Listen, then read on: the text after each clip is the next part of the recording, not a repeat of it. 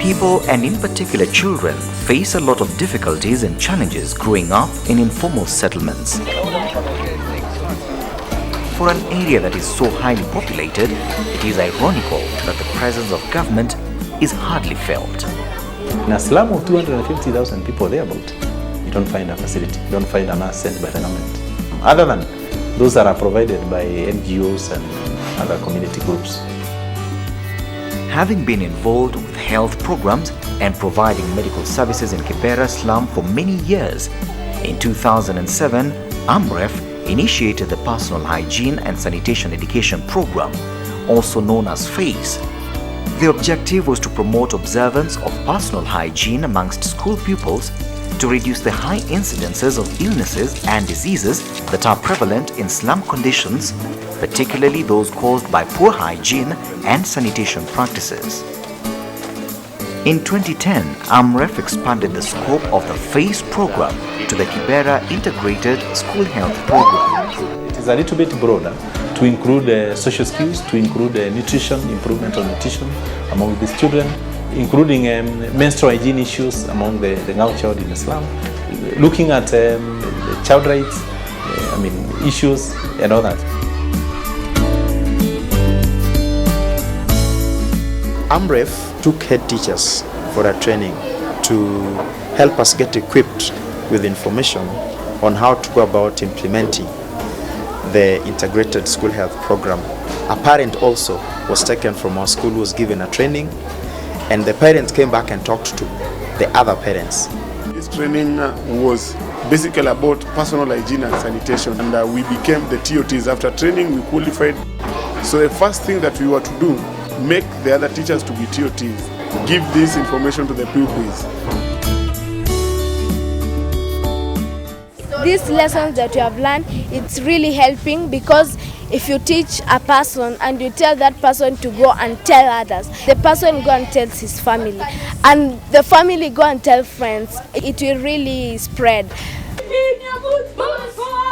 Using innovative mediums like skits, song and poems, pupils impart valuable health messages to their peers and the community. Fresh air! I transfer the knowledge to others, the one that I've chosen to go and teach in other class, so that when they come out of there, they have something in mind that they can go and teach the young ones. Hao ndio walianza kuniambia, tukakaa chini tukafundishana, nikawaambia kwamba mshike hii masomo vizuri ili mnaweza kufundisha hata kwa nyumba zingine, ili wale hawajajua wakae wakijua.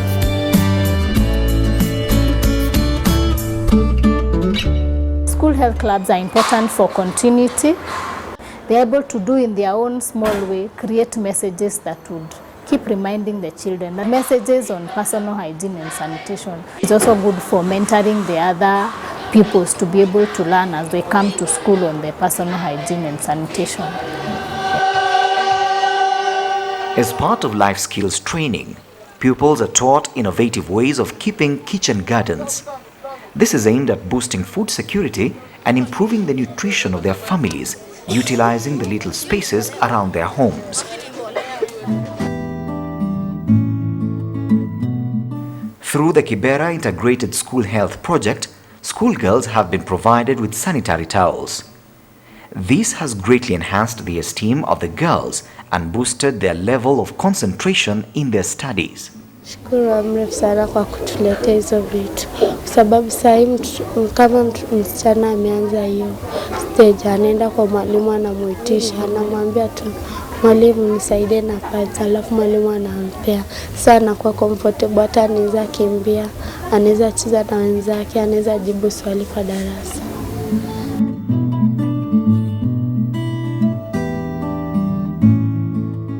Each and every class was having a bucket. Standard 4, 5, 6, 7 and 8, we went to excrete there on the riverside. Going there will take a lot of time and you will miss some education. the KIBERA Integrated School Health Project was able to build the VIP toilets and also to increase the number of toilets compared to the children, the ratio of the toilets and the children. AMREF was able to connect the schools to the normal Nairobi water and sewerage system for them to be able to access water, build them tanks for storage of that water, provide them with hand washing facility, because as part of teaching them on how to do hand washing, there have to be those hand washing points. Schools have tried to initiate feeding programs in the schools to ensure that the children at least have a decent meal. Through the project, AMREF has been able to assist by rehabilitating some of the kitchens in schools to mount a successful school feeding program. KIBERA Community-Based Health Facility is where the KIBERA Integrated School Health Project was based. So we were able to integrate the school health project as part of our activities, because then we'll be able to use some of the staff like the nurses, the nutritionists, the counselors, the clinic officers to be able to support the school health project. And most of the time would refer for cases like ringworm, would refer for upper respiratory tract infections, ear infections. So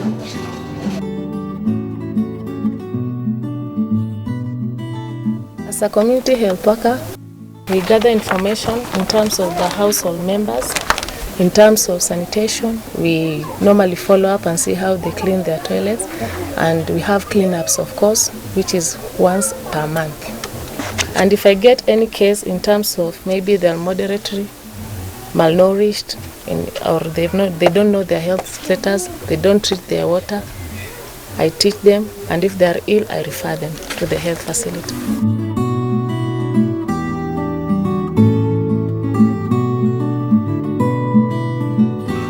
We wanted to address the issue of health issues within the school, latrine, water problem, drainage problem.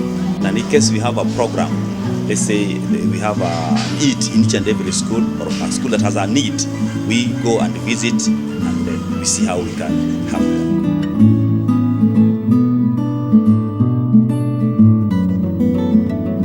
Last year, 2012, it has conquered all the years that I have been doing my exams. I had a very good number of those who did very well with the 250 and above.